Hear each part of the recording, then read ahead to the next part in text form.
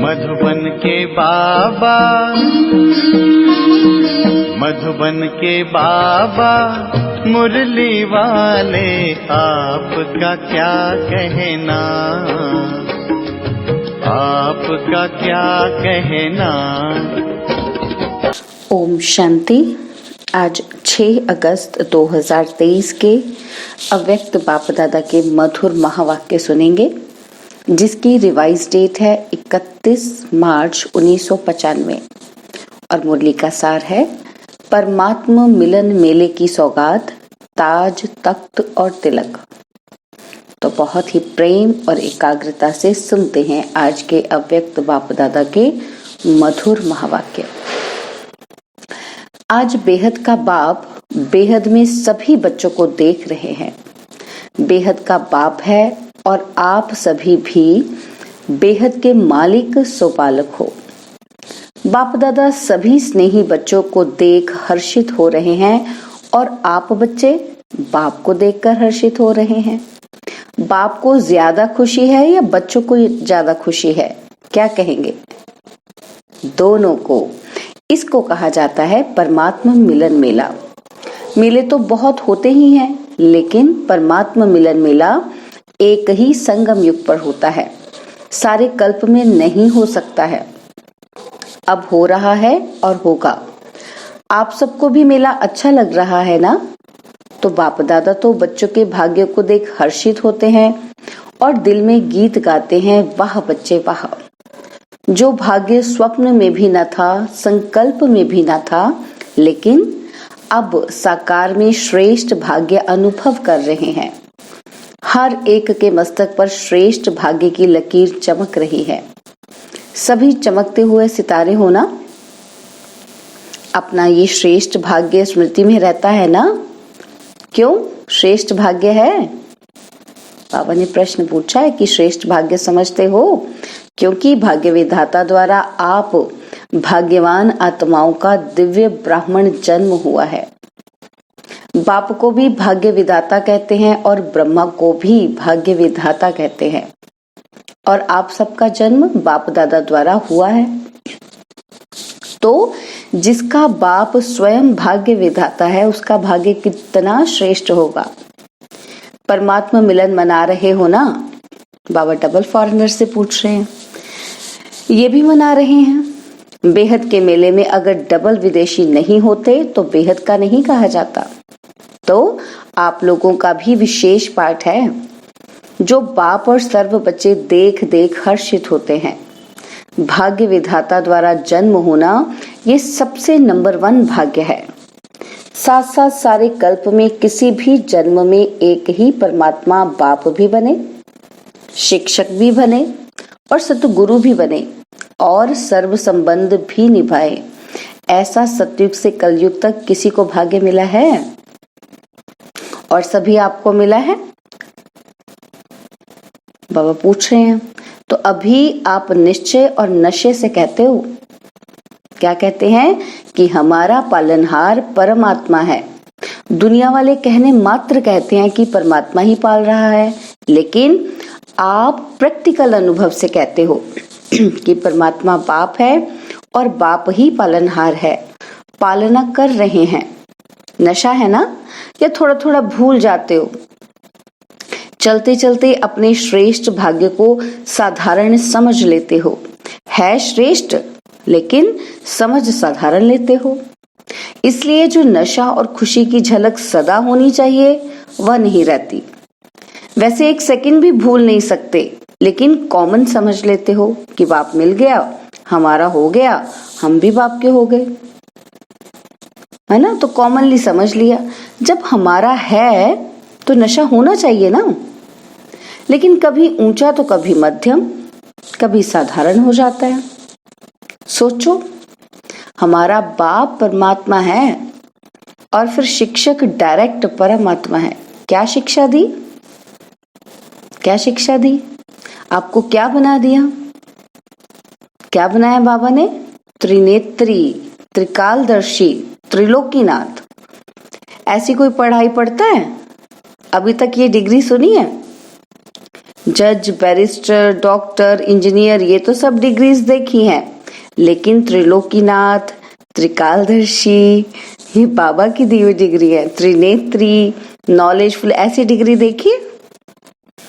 द्वापर से कलयुग तक मिली है किसी को ऐसी डिग्री?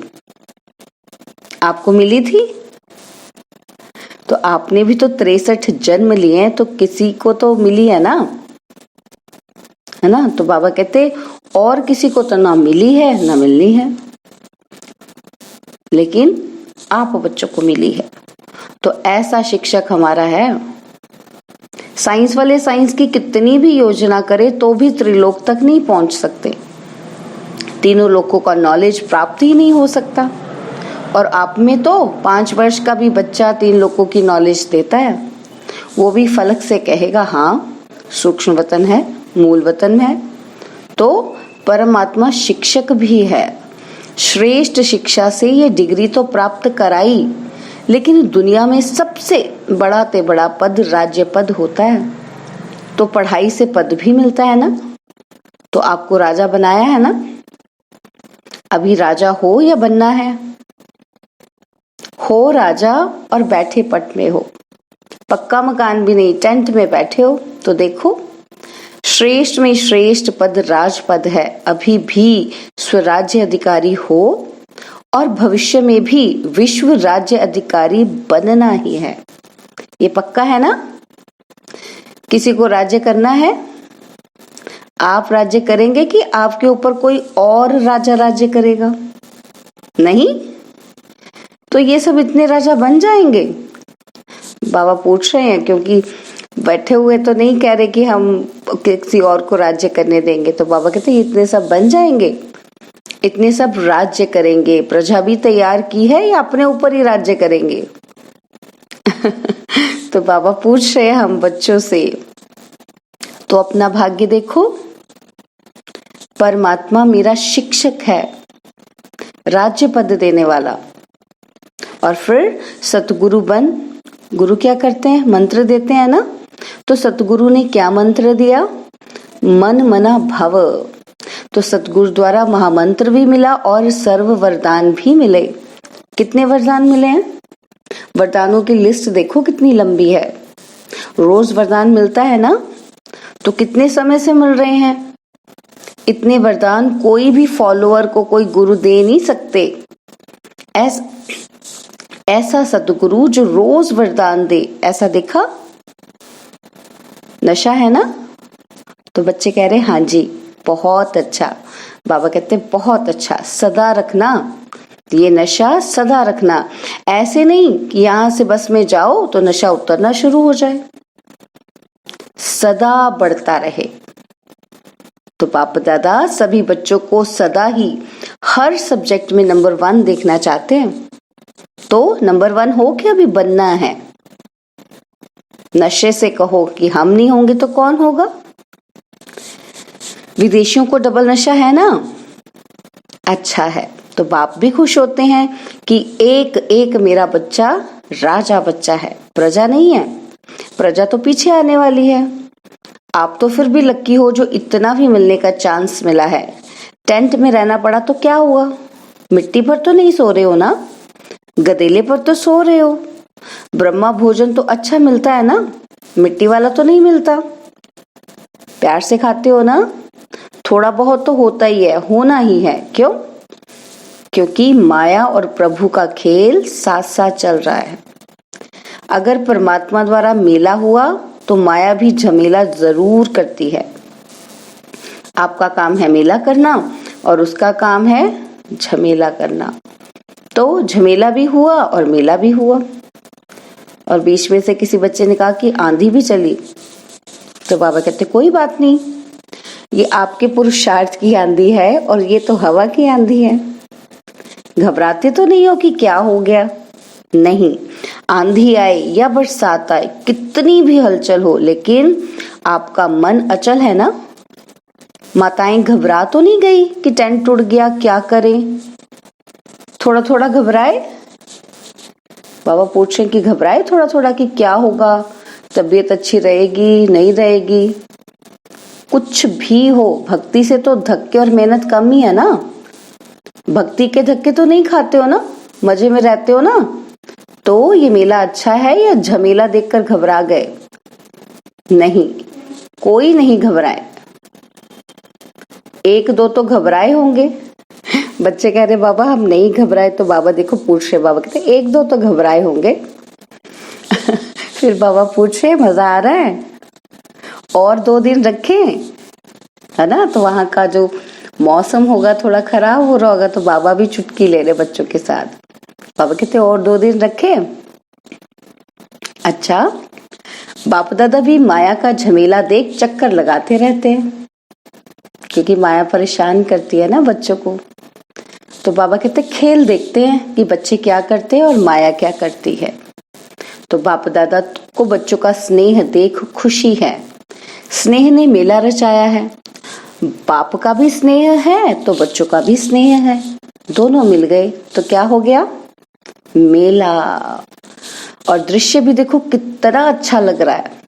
ऐसा कभी सोचा था कि इतना बड़ा परिवार मिलेगा?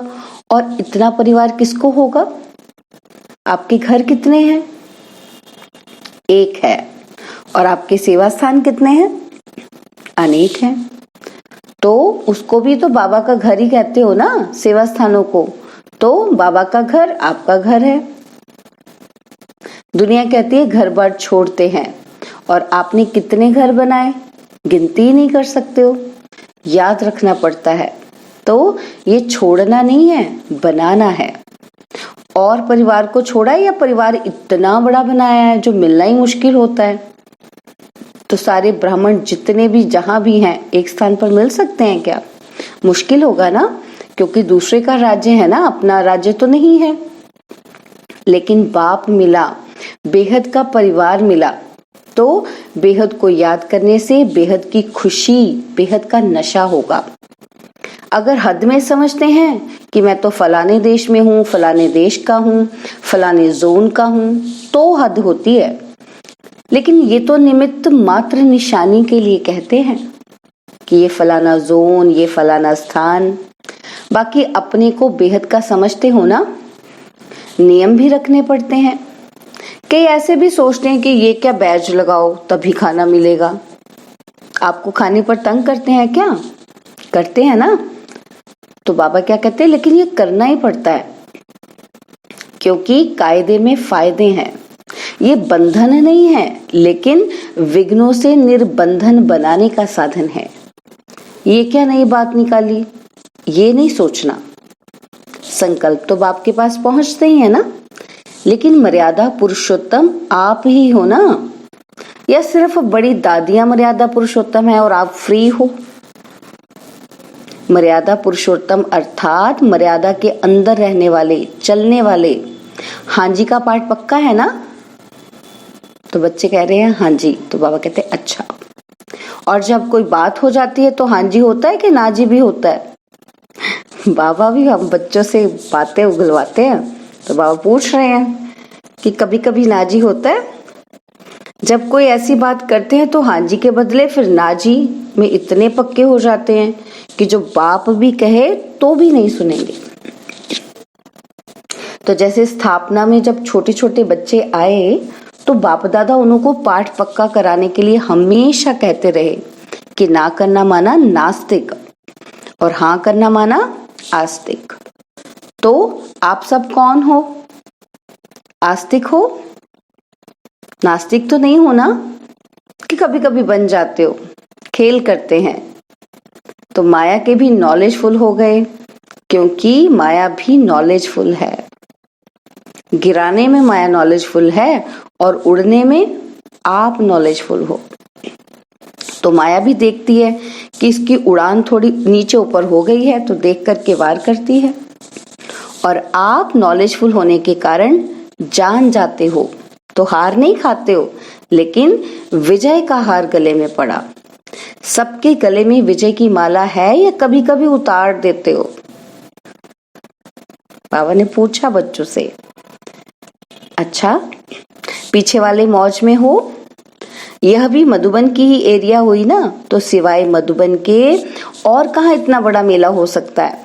नहीं हो सकता ना। तो मधुबन है बेहद का घर, यहाँ सब बेहद है, और जगह फिर भी सब देखना पड़ता है, और यहाँ संकल्प किया और हो गया। तो सभी अपने भाग्य द्वारा परमात्मा मेले में पहुंच गए। जो पहली बार इस कल्प में आए हैं वो हाथ उठाओ।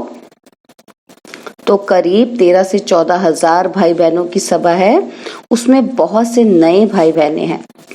तो बाबा कहते हैं अच्छा है, टीवी में देख रहे हो, ये भी देखो मेजॉरिटी साइंस के साधन अभी अभी निकले हैं। कुछ वर्ष पहले ये साइंस के साधन भी नहीं थे, लेकिन किसके लिए निकले हैं? आपके लिए।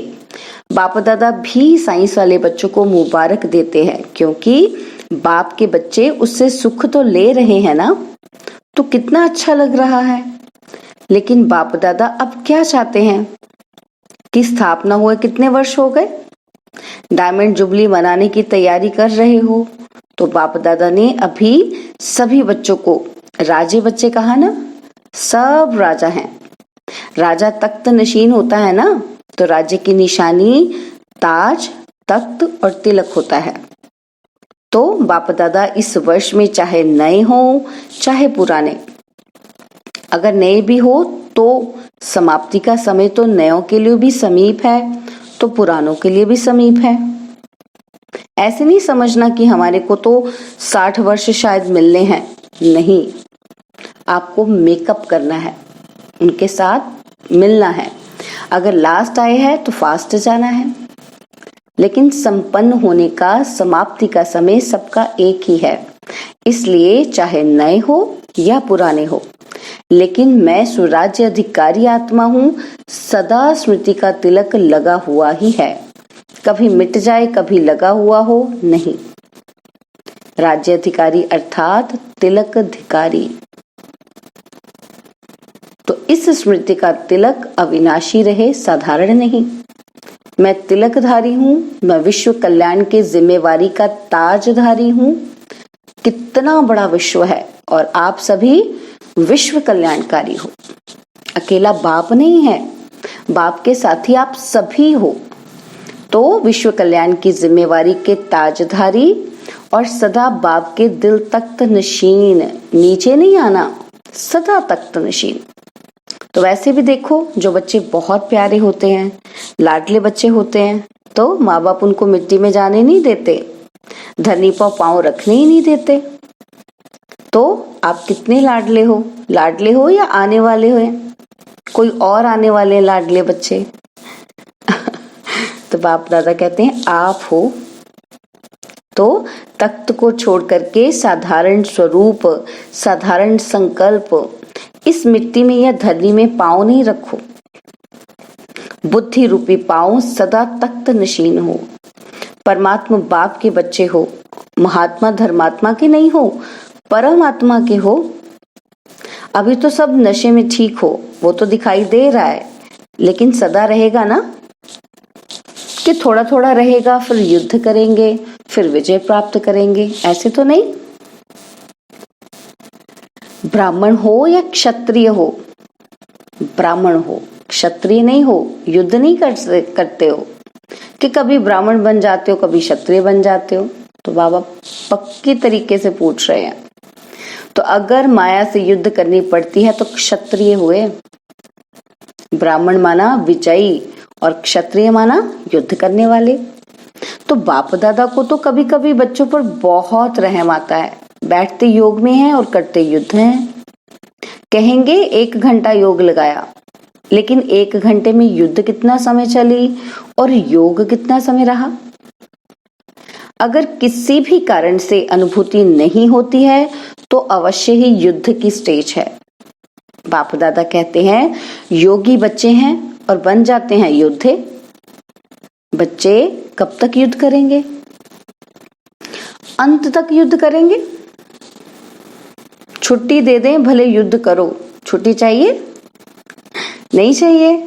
फिर करते क्यों हो? बच्चे कह रहे हैं बाबा हमने युद्ध नहीं करना, उसकी छुट्टी नहीं चाहिए। तो फिर बाबा पूछते क्यों करते हो? कमजोर हो जाते हो, तो माया फिर इतना आपको अधीन बना देती है। तो जो नहीं चाहते कर लेते हो। जैसे कोई कोई सर्वेंट बहुत भोले होते हैं तो मालिक उसे अधीन बना लेते हैं। सर्वेंट जो नहीं कर सकता उसके लिए भी मालिक कहता है कि करो, नहीं तो फिर नौकरी क्यों करते हो, नौकरी की है तो करना ही पड़ेगा।